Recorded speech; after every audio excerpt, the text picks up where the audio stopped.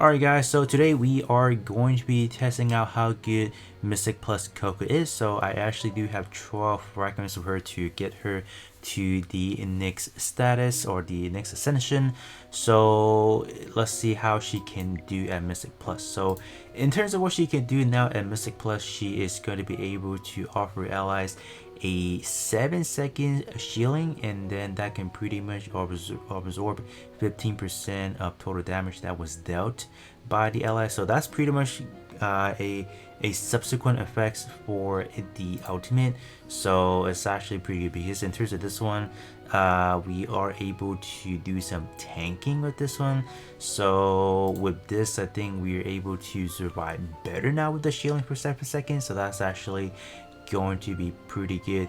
As you do level up her EX weapon, it gets obviously better, and because we have more shielding, higher percentage, and then we also do have some other effects like remove control effects, which is actually pretty nice to have. But unfortunately, given the material that I have, I don't really think I'll be able to get her to the level 3 because it takes a lot of the I think it's the temporal essence, which I don't have at the moment. So I think it's definitely going to be a long grind for that. But I think even at level 2, it should be a decent showing. So that's what we would do. We'll be taking a dream round. So what I'll do first, I'll go through a first run, and then after that we will see.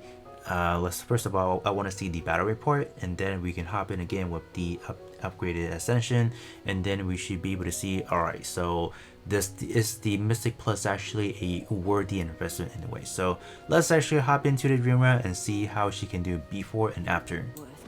Alright, so we will be facing off Snow Stompers, so that's why this is going to be a good place for Koko to shine, because the boss does actually mute our ultimate, so we cannot really bring Smokey.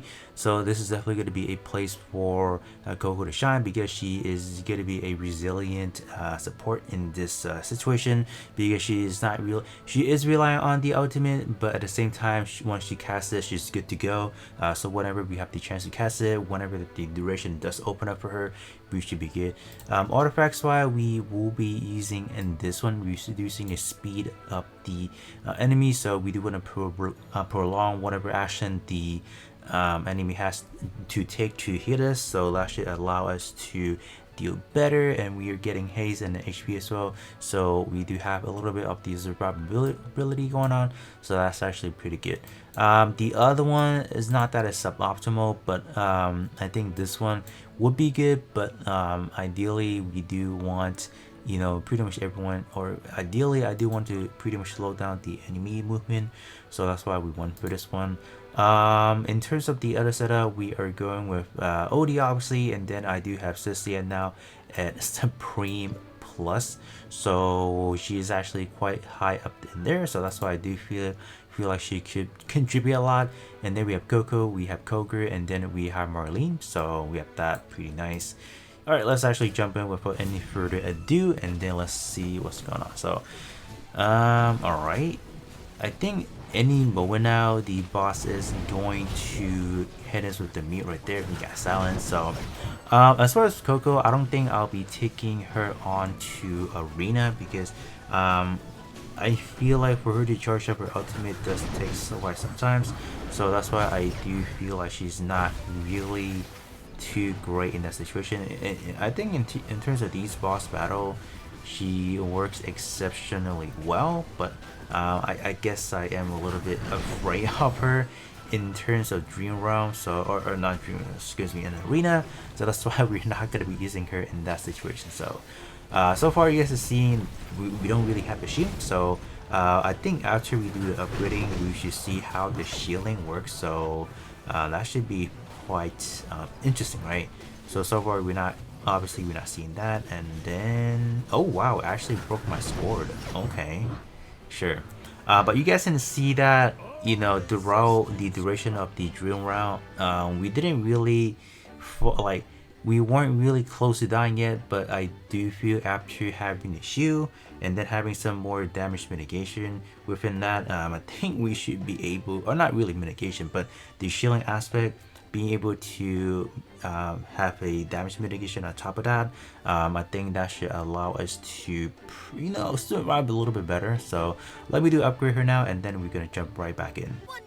Alright, so we have unlocked her EX weapon, and going back to my early statement, she does not gain, let's say, damage mitigation. She simply allows her ally to absorb damage dealt or equal to the 15% that was dealt using from the full energy, which is the ultimate. So I just want to clarify on that. Oh, we can actually get her to Supreme Plus now, so it's just gonna be more sad for her. This simply does not mean anything because we still need an extra 20 copies to get her to Supreme Plus, which actually gives her, a separate effects to Vitality. So it's actually pretty important as well. But unfortunately, it is gonna take some quite time for me to actually get an extra 20 copies. But alright, so let's actually enhance it real quick.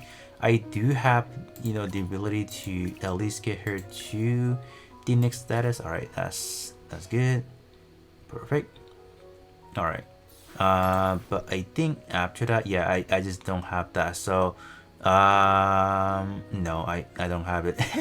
Unfortunately, I just don't have the temporal accent. Yeah, I just don't have enough for that. So yeah, we could, yeah, not enough. I think we probably need like another 20 to 30 to fully get her to the next status.